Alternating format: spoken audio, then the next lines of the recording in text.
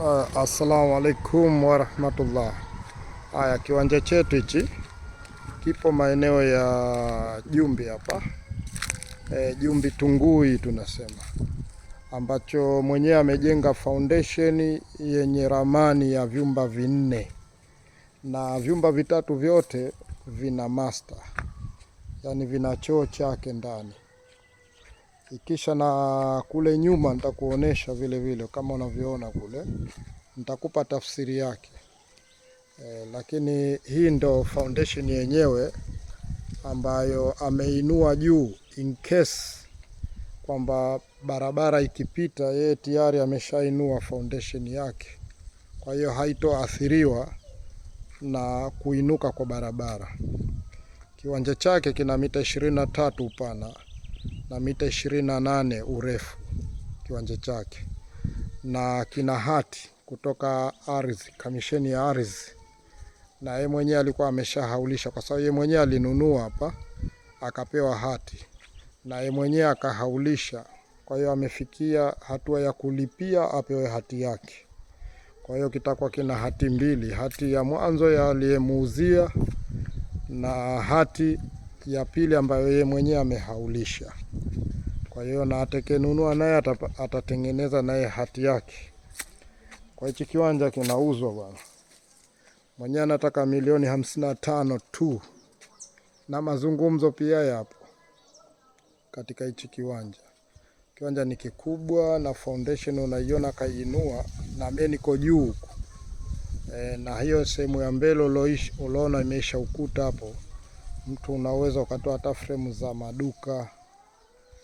Na amechimba shimo la karo huko moja, na ameshajaza kifusi hichi. Ndio maana pale kwenye kumbi mbili pana sitting na dining pale, kisha pana chumba cha kusomea, na chumba kimoja hichi hapa, hichi hakina choo, choo chake ni hichi hapa.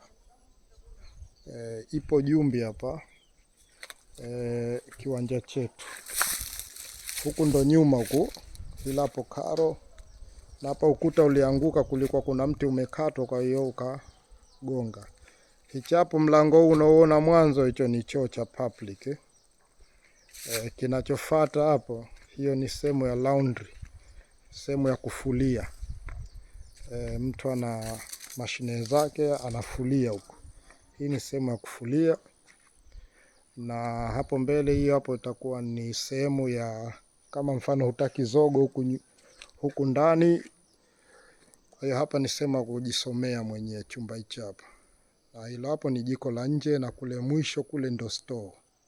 Ngoja nikakuonesha. Sasa nimeshuka.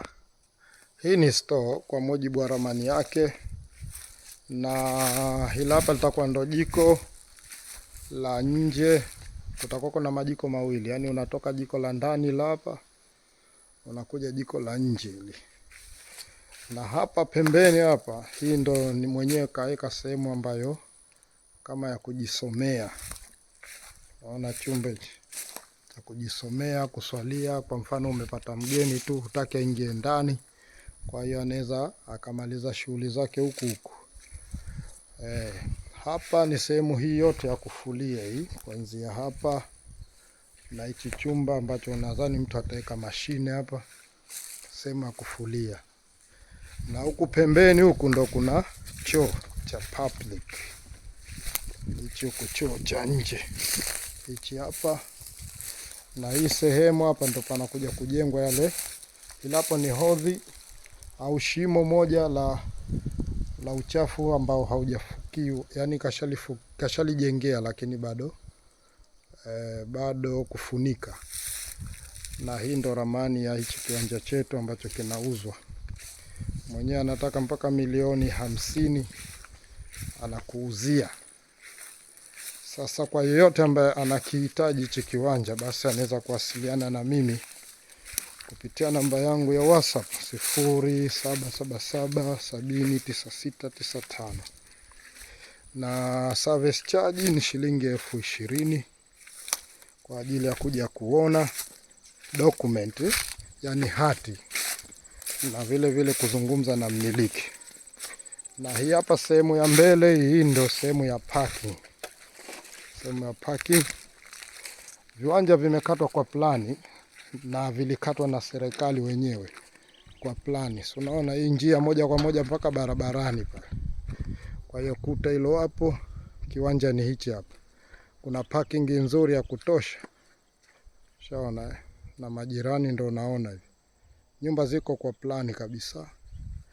Nitafute kupitia namba yangu ya WhatsApp 0777 709695. Service charge shilingi 20,000. Kiwanja chetu kipo Tunguu Jumbi. Yaani ukivuka tu barabara pale unaingia Tunguu. Upande huu ni Jumbi. Viwanja vyake ni vikubwa sana tu. Unaona hivi. Chochote kiwanja, na kule nyuma kafikia hatua ya kufunga linta.